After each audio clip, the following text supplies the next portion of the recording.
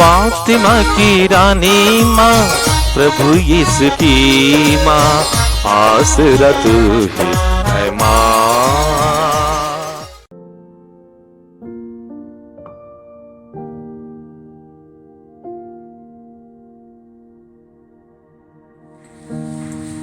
पहला पाठ शमूएल का पहला ग्रंथ, अध्याय 1, पद संख्याएं 24 से 28 तक।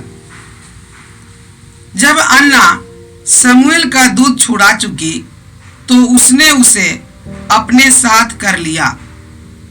वह 3 बरस का बछड़ा, 1 मन आटा और 1 मशक अंगूरी ले गई और शमूएल को सीलो में प्रभु के मंदिर के भीतर लाई। उस समय बालक छोटा था। बछड़े की बलि चढ़ाने के बाद वे बालक को एली के पास ले गए। अन्ना ने कहा, महोदय क्षमा करें। महोदय, आपकी शपथ, मैं वही स्त्री हूँ जो यही प्रभु से प्रार्थना करती हुई आपके सामने खड़ी थी। मैंने इस बालक के लिए प्रार्थना की और प्रभु ने मेरी प्रार्थना स्वीकार कर ली। इसलिए मैं इसे प्रभु को अर्पित करती हूँ। यह आजीवन प्रभु को अर्पित है। और उन्होंने वहाँ प्रभु की आराधना की। यह प्रभु की वाणी है। ईश्वर को धन्यवाद। भजन अनुवाक्य। मेरा हृदय प्रभु के कारण आनंदित हो उठता है। मेरा हृदय प्रभु के कारण आनंदित हो उठता है। मेरा हृदय प्रभु के कारण आनंदित हो उठता है। मुझे अपने प्रभु से शक्ति मिली है और मैं अपने शत्रुओं का सामना कर सकता हूँ, क्योंकि तेरा सहारा मुझे उत्साहित करता है। अनुवाक्य। मेरा हृदय प्रभु के कारण आनंदित हो उठता है। मेरा हृदय प्रभु के कारण आनंदित हो उठता है। शक्तिशालियों के धनुष टूट गए और जो दुर्बल थे वे शक्ति संपन्न बन गए। जो धनी थे वे रोटी के लिए मजदूरी करते हैं और जो भूखे थे वे संपन्न बन गए। जो बांझ थी वह 7 बार प्रसव करती है और जो पुत्रवती थी उसकी गोद खाली है। अनुवाक्य। मेरा हृदय प्रभु के कारण आनंदित हो उठता है। मेरा हृदय प्रभु के कारण आनंदित हो उठता है। प्रभु मारता और जिलाता है। वह मनुष्यों को अधोलोक पहुंचाता और वहां से निकालता है। प्रभु निर्धन और धनी बना देता है। वह मनुष्यों को नीचा दिखाता और उन्हें ऊंचा उठाता है। अनुवाक्य। मेरा हृदय प्रभु के कारण आनंदित हो उठता है। मेरा हृदय प्रभु के कारण आनंदित हो उठता है। वह दीनहीन को धूल में से निकालता है और कूड़े पर बैठे हुए कंगाल को ऊपर उठाकर उसे रईसों की संगति में पहुंचाता और संपन्न के आसन पर बैठा देता है। अनुवाक्य। मेरा हृदय प्रभु के कारण आनंदित हो उठता है। मेरा हृदय प्रभु के कारण आनंदित हो उठता है। जय घोष। हालेलुया। तू सभी राजाओं का राजा और कलीसिया का कोने का पत्थर है।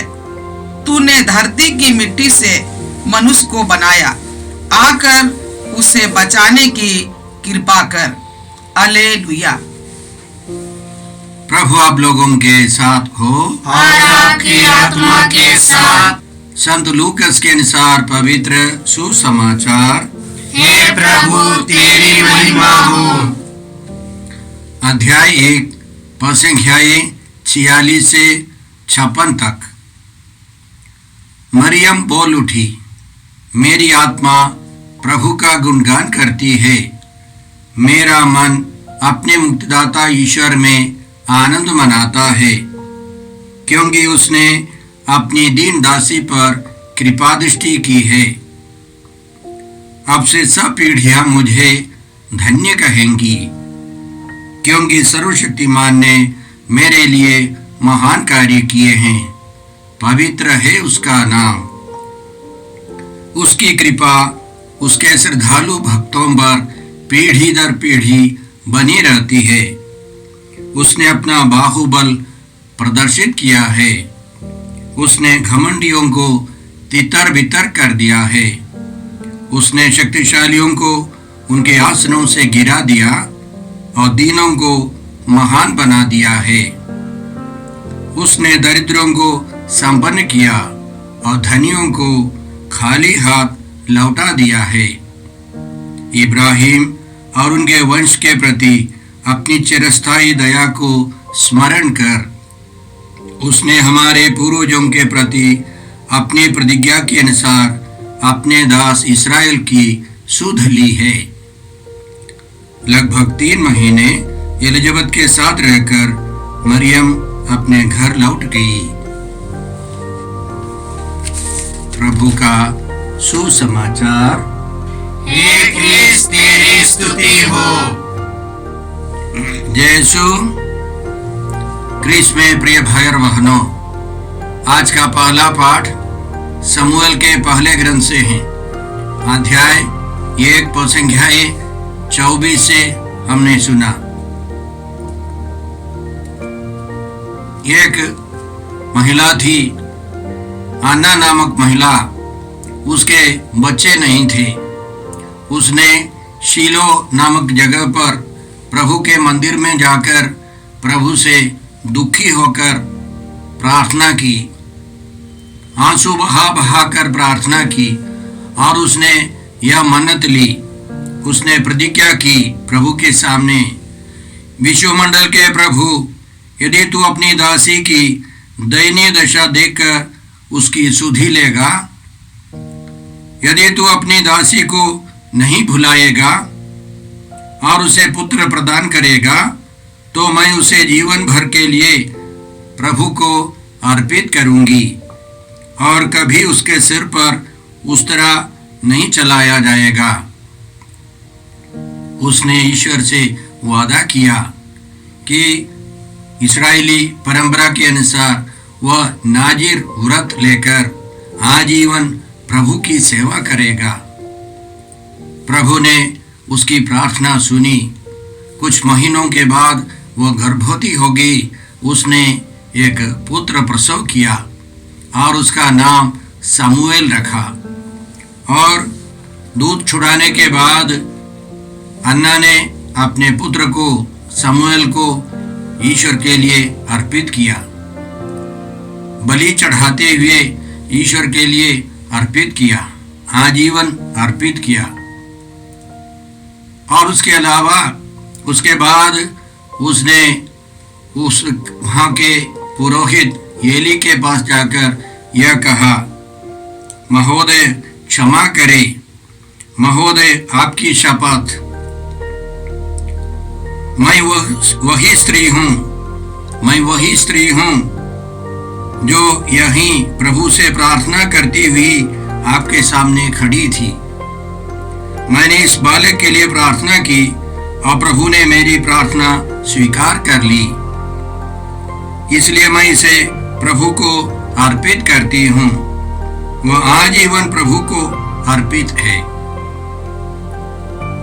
और उन्होंने वहां प्रभु की आराधना की।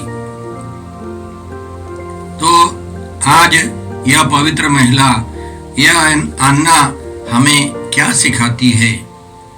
सबसे पहले हर परिस्थिति में हमें प्रार्थना करनी है, ईश्वर पर भरोसा रखना है। कई लोग प्रार्थना कर निराश हो जाते हैं। एक व्यक्ति हमको बोल रहा था, एक कैथोलिक ईसाई व्यक्ति, मैं अब नास्तिक हूं, क्योंकि यीशु बोले मांगो और तुम्हें दिया जाएगा। मैं मांगता हूं लेकिन मुझे नहीं मिलता है, इसलिए मैंने यीशु को छोड़ दिया। विश्वास नहीं करता हूं।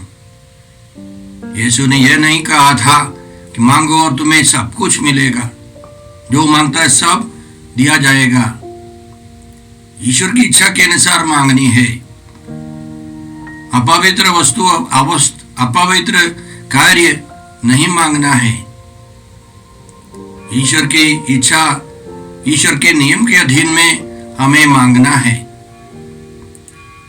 और उस महिला को ईश्वर की कृपा मिली, बच्चा मिला। उसने अपनी मन्नत के अनुसार अपने पुत्र को प्रभु के लिए अर्पित किया। न केवल अर्पित किया, और हम अंतिम में सुनते हैं उसने प्रभु की आराधना की। हम जानते हैं शमूएल इस्राएल में महान नबी बने। उसने आजीवन प्रभु की सेवा की। तो हमें याद रखनी है कि बच्चों को प्रभु के लिए अर्पित करने हैं। माता पिता से हमारा अनुरोध है, बच्चा जन्म देना काफी नहीं है, उनको सिखाना है। एक शादीशुदा व्यक्ति कहता है कम से कम 38 साल तक, 35-38 साल तक हमारे बाल बच्चों को मार्गदर्शन करना है, उनको रास्ता दिखाना है, उनको सपोर्ट करना है। न केवल आर्थिक स्तर पर, आध्यात्मिक स्तर पर उनको राह दिखाना है। हम जानते हैं कई लोग यहाँ वहाँ हम देखते हैं कि अपने बाल बच्चों को बचपन से ही आध्यात्मिक बातें सिखाते और उनको चर्च ले जाते हैं, प्रार्थना सिखाते हैं, जीवन के अच्छे अच्छे मूल्य, यीशु के विचार के अनुसार अच्छे अच्छे मूल्यों को सिखाते हैं। वे आगे चलकर महान कार्य करते हैं। हम देखते हैं हमारे समाज में, हमारे परिवेश में कई लोग समर्पित नहीं है। शादीशुदा जीवन में हो या पुरोहित के जीवन में हो, धार्मिक जीवन में हो, धर्म संघ के जीवन में कई लोग समर्पित नहीं है। इसका कारण क्या है? उनको माता पिता से आध्यात्मिक सपोर्ट नहीं मिल रहा है। बच्चों को शादी करके भेजना काफी नहीं है। बच्चों को पुरोहित बनने के लिए या धर्म संघी बनने के लिए भेजना काफी नहीं है। उनके लिए प्रार्थना करनी है, उनको आध्यात्मिक सपोर्ट देना है, सहायता देनी है, तब वे आगे चलकर अच्छा कार्य करेंगे। इसके अलावा हम याद रखें, माता पिता समर्पण के बाद भी परिवार में प्रभु की आराधना करें। आराधना करने वाले माता पिता के बाल बच्चे बर्बाद नहीं होंगे। हम यह कृपा मांगते हैं कि हम अपने बाल बच्चों को, युवक युवतियों को सही रास्ता दिखा सके। आज के सुसमाचार में हमने माता मरियम का भजन सुना। संत लूकास के सुसमाचार अध्याय 1 पद संख्या 46 से हमने सुना। इस भजन को कई लोग बार बार दोहराते हैं। न केवल कैथोलिक चर्च के, कई परंपरागत चर्च के सदस्य बड़ी भक्ति से इसको दोहराते हैं। माता मरियम के आदर में या अपनी भक्ति दिखाने के लिए, ईश्वर के प्रति अपनी भक्ति प्रकट करते हुए वे लोग इसको दोहराते हैं। यह बहुत सुंदर एक भजन है, बहुत सुंदर एक गीत है। यह माता मरियम की अंतरात्मा से निकला है। इसमें 3 भाग है। पहले भाग में माता मरियम ईश्वर की महानता प्रकट करती है। ईश्वर के साथ एक गहरा रिश्ता है। माता मरियम और ईश्वर, उनके बीच में एक गहरा रिश्ता है। इसलिए माँ कहती है, मेरी आत्मा प्रभु का गुणगान करती है, मेरा मन अपने मुक्तिदाता ईश्वर में आनंद मनाता है। महान कार्य यह प्रभु ने मेरे लिए किया है। प्रभु ने अपनी दीन दासी पर कृपा दृष्टि की है। 100 पीढ़ियां मुझे अब से मुझे धन्य कहेंगी।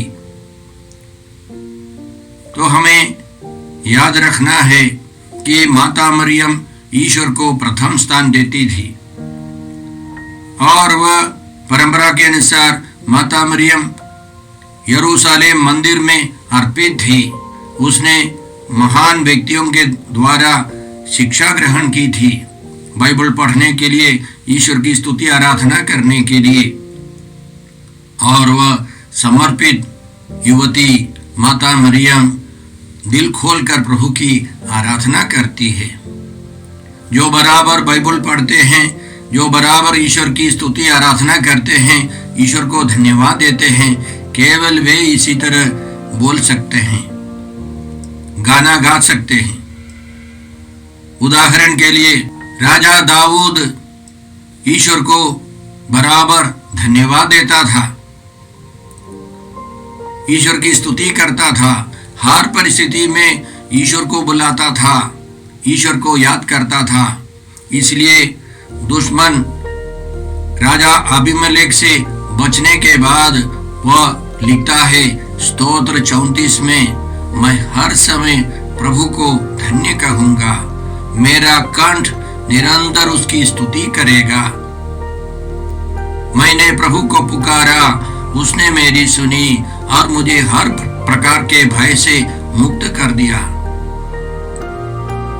इसी तरह माता मरियम हमेशा ईश्वर की महानता पर धन्यवाद देते हुए स्तुति करती थी, आराधना करती थी। दूसरे भाग में माता मरियम ईश्वर की महानता सब लोगों के लिए, ईश्वर की कृपा पीढ़ी दर पीढ़ी सभी श्रद्धालु भक्तों पर बनी रहती है। जो श्रद्धालु भक्त है वे ईश्वर की अपार कृपा पाते हैं। उसके अलावा हम सुनते हैं कि ईश्वर ने घमंडियों को और शक्तिशालियों को, दरिद्रों को तितर बितर कर दिया है। इसका मतलब ईश्वर उन सबों से दुश्मनी नहीं रखते। जो घमंडी है, जो शक्तिशाली है, जो धनी है, वे ईश्वर की कृपा पा नहीं सकते। वे ईश्वर से विद्रोह करते, ईश्वर से दूर रहते। वे खुद ईश्वर, अपने को ईश्वर समझते। उनको ईश्वर की कृपा नहीं मिल सकती है। वे अपने हृदय को बंद कर रखते, इसलिए वे ईश्वर की कृपा नहीं पाते। इस भजन के तीसरे भाग में माता मरियम कहती है, इब्राहिम और उनके वंश के प्रति अपनी चिरस्थायी दया को स्मरण कर उसने हमारे पूर्वजों के प्रति अपनी प्रतिज्ञा के अनुसार अपने दास इस्राएल की सुध ली है। एक मुक्तिदाता आने वाले हैं।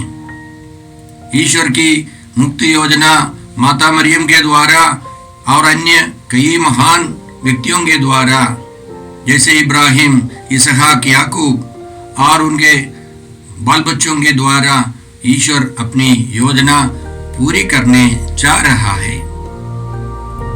तो इस भजन के द्वारा सबसे पहले माता मरियम हमें सिखाती है कि हमें ईश्वर के साथ एक घनिष्ठ रिश्ता रखना है। इस दुनिया से जाने के पहले प्रभु यीशु की महान प्रार्थना है। संत यूहन्ना के सुसमाचार अध्याय 17 में यीशु हमारे लिए प्रार्थना करते हैं, वे तुझे एक ही सच्चे ईश्वर को और ईसा मसीह को जिसे तूने भेजा है जान ले, यही अनंत जीवन है। और रोटी बढ़ाने के बाद लोगों ने यीशु से पूछा था, ईश्वर की इच्छा पूरी करने के लिए हमें क्या करना है? ईश्वर की इच्छा क्या है? तो यीशु ने बताया, ईश्वर की इच्छा यह है, उसने जिसे भेजा है उसमें विश्वास करो। यीशु के साथ एक घनिष्ठ रिश्ता, पिता ईश्वर पवित्र आत्मा के साथ एक घनिष्ठ रिश्ता चाहिए। हमारे जीवन में हमें रिश्ता चाहिए, कपड़े, भोजन सब चाहिए, लेकिन वे अनंत काल तक नहीं रहेंगे। हमारे जीवन में सबसे महान व्यक्ति ईश्वर है। ईश्वर को दिल से प्रार्थना करनी है, ईश्वर से दिल से रिश्ता रखना है, उनको प्यार करना है, उनका आदर करना है, उनकी आराधना करनी है। दूसरा है हम समाज को देखें। हम लोग अकेले नहीं रहते। इस समाज में बहुत सारे लोग दीन दुखी है, गरीब है। हमको उनकी सेवा करनी है, उनके प्रति सहानुभूति रखनी है। साथ साथ हम प्रार्थना करें कि हमारे इस विश्वास को सभी लोग ग्रहण करें। इस दुनिया में 500 करोड़, कम से कम 500 करोड़ लोग यीशु का नाम नहीं जानते, पिता ईश्वर की मुक्ति योजना नहीं जानते। हमारा फर्ज है उनको सुसमाचार सुनाना। जैसे माता मरियम ने समझ लिया है, इब्राहिम और उनके वंशों के प्रति ईश्वर ने जो प्रतिज्ञा की है वह पूरी हो गई है। यह हम सबों को का फर्ज है दूसरों को सुनाना है। सुसमाचार हम लोग नहीं सुनाएंगे, हमारे जीवन के द्वारा, हमारे प्रवचन के द्वारा, मौखिक रूप से हम लोग सुसमाचार नहीं सुनाएंगे तो वे लोग अंधकार में भटकते रहेंगे। तो कृष्ण में प्रिय भाई और बहनों, 2 दिन के बाद हम लोग गौशाला में प्रभु यीशु, बालक यीशु का स्वागत करेंगे। हम माता मरियम के द्वारा प्रभु से कृपा मांगते हैं कि हम लोग हर परिस्थिति में ईश्वर को प्रथम स्थान दें। स्तोत्रकार ने अध्याय 62 में लिखा है, ईश्वर में ही मुझे शांति मिलती है, वही मेरा उद्धार कर सकता है, वही मेरी चट्टान है, मेरा उद्धार और मेरा गढ़, मैं विचलित नहीं होऊंगा। ईश्वर में ही हमको शांति मिलती है, वही हमारा उद्धारक है। प्रभु यीशु में ही हमको शांति मिलेगी।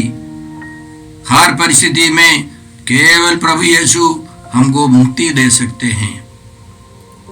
हम यह अनुभव करें, विश्वास करें और यह विश्वास दूसरों में बांट सके। हे पिता ईश्वर, हे प्रभु यीशु, हे पवित्र आत्मा ईश्वर, इन पवित्र वचनों के लिए हम धन्यवाद देते हैं। आज तुझसे प्रार्थना करते हैं कि हम लोग भी माता मरियम के समान तुझसे रिश्ता रखकर दूसरों की सेवा कर आगे बढ़ सकें। हम योग्य रीति से प्रभु यीशु को ग्रहण कर सके। गौशाला में आने वाले बालक यीशु का स्वागत कर सके। हम यह प्रार्थना करते हैं प्रभु क्रिस्त के द्वारा। हमारे प्रभु यीशु क्रिस्त की कृपा, ईश्वर का प्रेम और पवित्र आत्मा का साहचर्य आप सबों को प्राप्त हो। आमीन। यीशु क्रिस्त में प्रिय भाई और बहनों, प्रभु यीशु ने हमें आदेश दिया है संसार के कोने कोने में जाकर सारी सृष्टि को सुसमाचार सुनाओ। सुसमाचार सुनने के लिए और सुनाने के लिए एक अच्छा मौका है। आप कृपया इस चैनल का सब्सक्राइब करें, लाइक करें, शेयर करें, बेल आइकन दबाएं ताकि यहाँ की नई वीडियोस की सूचना आपको मिलती रहेगी।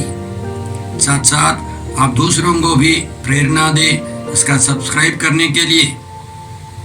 याद रखें, कल के मिसा के दैनिक पाठ और उस पर टिप्पणियाँ आज ही दोपहर के बाद हम लोग अपलोड करते हैं। कृपया आज ही उसको सुनकर कल की तैयारी करें। प्रभु यीशु आपको और आपके परिवार को 100 गुनी आशीष देंगे। जय यीशु।